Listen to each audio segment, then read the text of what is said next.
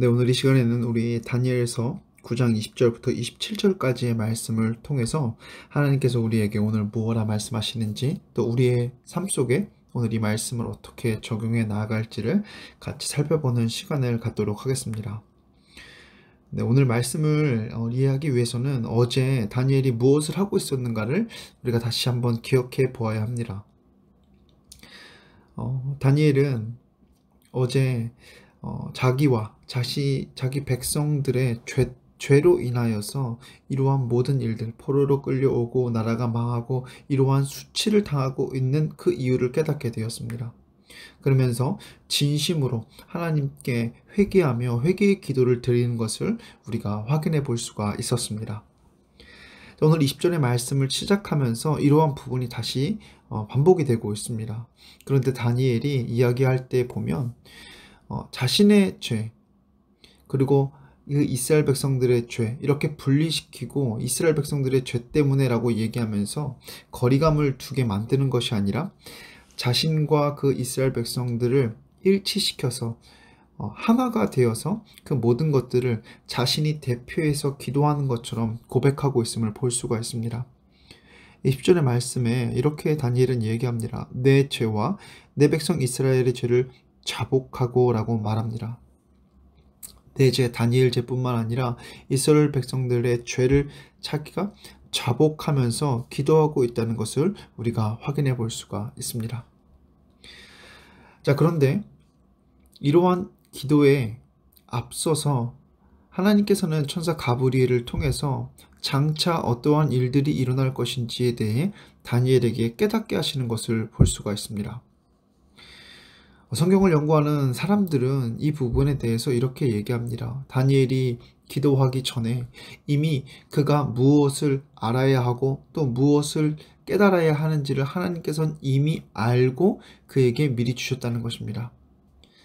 다니엘이 기도하기에 앞서 그가 무엇을 바라길 원하고 무엇을 깨닫기 원하시는가를 하나님께서는 이미 알고 이렇게 가브리엘을 통해 알게 하셨다는 것입니다.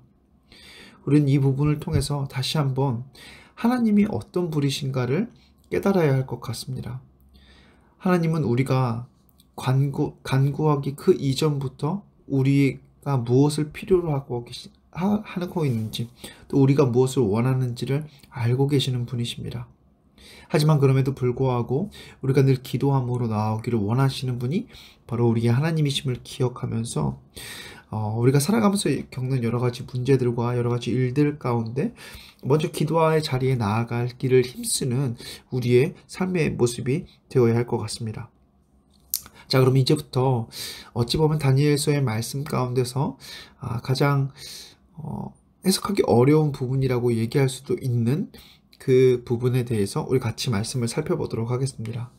제가 지금까지 말씀드린 내용은 20절부터 23절까지의 말씀을 설명드린 거라고 한다면 지금부터는 24절부터 27절까지의 말씀을 여러분들에게 같이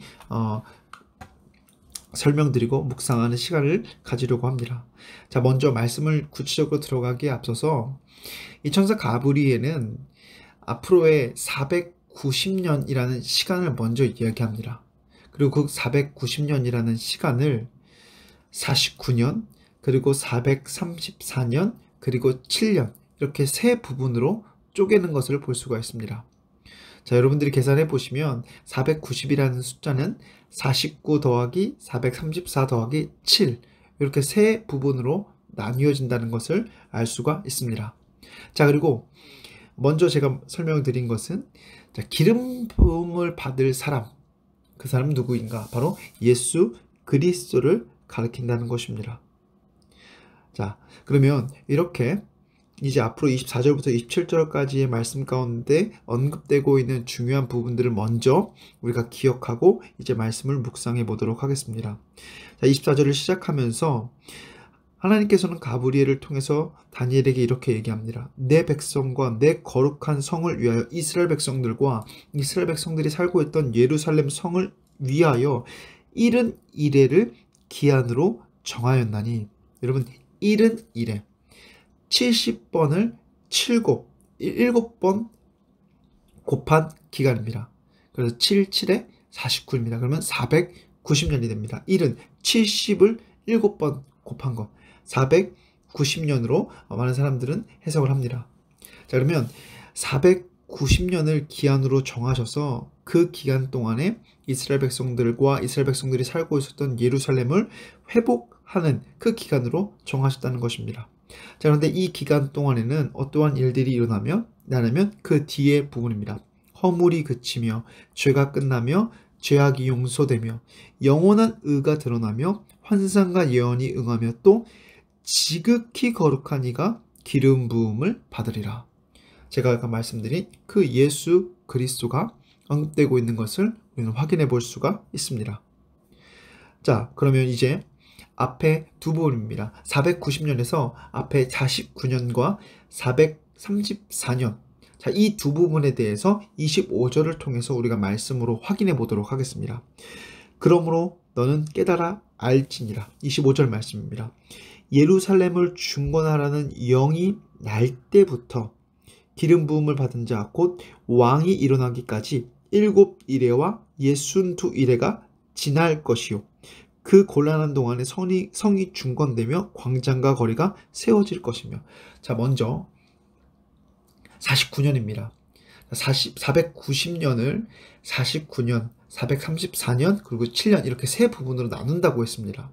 자, 그분에 먼저 49년은 무엇을 가리키냐면 예루살렘 성을 지어서 다시 완성하는 시간을 가리킵니다.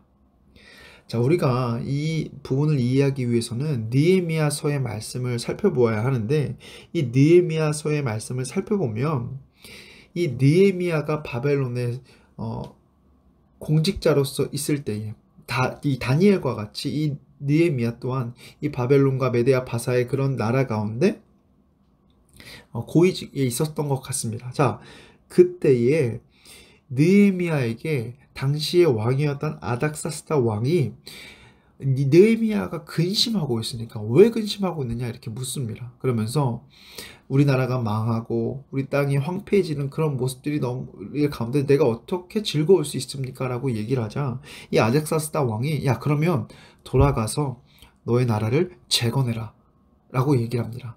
자, 이 명령, 예루살렘을 중건하라는 영이 날 때부터, 그래서 이 영을 통해서 느헤미야가 돌아가서 성벽과 성을 재건하고 그 예루살렘 성을 완성하기까지 걸리는 시간이 49년이라고 얘기를 합니다.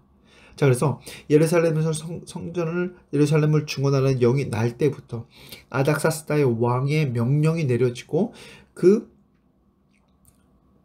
예루살렘 성이 건설되기까지, 그래서 49년을 이렇게 얘기하고 있습니다. 자, 그러면 그때부터 기름 부음을 받은 자 곧 왕이 이르기까지. 자, 그러면 왕이 누구냐? 기름 부음 받은 자가 누구라고 얘기했습니까? 바로 예수 그리스도라고 제가 미리 말씀을 드렸습니다. 자, 그러면 기름 부음을 받은 자 곧 왕이 일어나기까지, 예수님께서 이 땅에 오시기까지 그 기간이 434년이라고 얘기를 하고 있습니다. 여러분, 그 뒷부분 보십시오. 7이레와 62이레가 지날 것이요.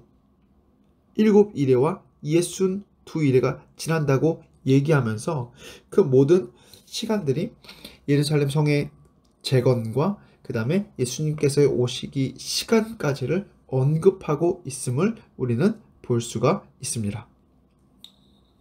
자, 그러면 이렇게 정리가 돼서 성전 재건과 그 다음에 예수님이 오시기까지의 시간이 이렇게 설명이 됩니다. 자, 그러면 마지막 남은 7년, 그럼 이 7년은 무엇을 가리키느냐? 자, 그러면 26절의 말씀을 보도록 하겠습니다. 자, 62일의 후에 예수님께서 이 땅에 오신 그 이후에 기름 부음을 받은 자가 끊어져 없어질 것이며, 여러분, 기름 부음 받은 자가 끊어져 없어진다는 것은 예수님께서 죽으신다는 것을 의미합니다. 예수님께서 십자가의 죽으심을 이미 이 다니엘서에서 나타내고 있고 예언하고 계심을 우리는 기억해야 합니다. 자, 그래서 이 예수님이 돌아가신 이후에 장차 한 왕의 백성이 와서 그 성과 성소를 무너뜨리려니와 그의 마지막은 홍수에 휩쓸림과 될 것이며 또 끝까지 전쟁이 있으리니 황폐할 것이 작정되었느니라. 자, 이 이야기, 예수님이 이 땅에서 돌아가시고 난 이후에 어떠한 일을 그럼 얘기하고 있는 것인가? 당시에 예수님께서 돌아가시고 난 이후에 이 로마라는 나라가 당시에 그 지역 일대, 이스라엘 지역 일대에 패권을 쥐고 있었습니다.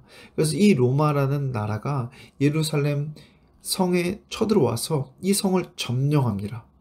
그리고 이 성 무너뜨리게 됩니다. 이러한 일이 일어날 것에 대해서 장차 한 왕의 백성이 와서, 로마의 백성이 와서, 로마 군대가 와서 이 성과 성소 예루살렘 성을 다시 무너뜨리게 될 것이다 라고 얘기를 합니다.